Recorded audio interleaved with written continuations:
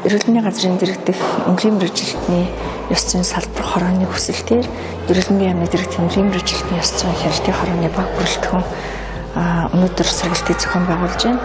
За сургалт маань 2 үе шатаар зохион байгуулагдана.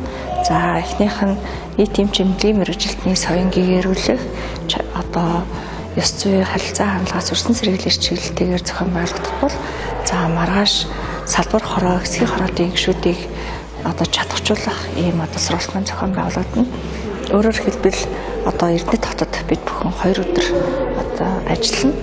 Бид бүгдийн хамгийн чухал зорж байгаа гол зүйл маань юу вэ гэхээр эмч эмнэлгийн мэргэжилтэн өөр хоорондын харилцаатай холбоотой асуудлууд сүүлийн жилүүдэд нэмэгдэж байгаа учраас багаар хэрхэн үр дүнтэй, уран зоригтой ажиллах уу, за манлайлалыг хэрхэн бий болгох уу, эмч эмнэлгийн мэргэжилтэн өөр хоорондоо харилцаандаа эрэг хандлагыг хэрхэн төлөвшүүлж, итгэлийг хэрхэн бий болгож ажиллах вэ гэдэг тал руугаа илүү сургалт маань орж байгаа. За үүнээс гадна эрүүл мэндийн цэцэн жүжигчлийн эмний чанар хүртээмжийг дэвшлүүлэхэд иргэдийн үүрэг оролцоо хамгийн чухал байдаг. Тэгэхээр иргэдийн соён гэгэрүүлэхэд эмч эмнэлгийн мэргэжилтэн маань хэрхэн иргэдтэйгээ хамтран ажиллах вэ гэдэг талаар мөн сургалтын маань чиглэлд багтсан байгаа.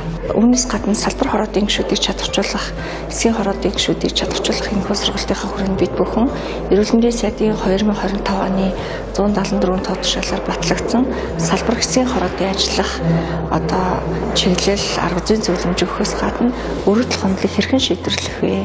За эвлэрүүлэн зөрчил гэж юу юм те? Эвлэрлэн зуршлах энэ ажиллагаа хэрхэн явуулах талаар салбар хэсгийн хороодын гишүүдийг чадваржуулах сургалтаараа орж байгаараа бас онцлог байна.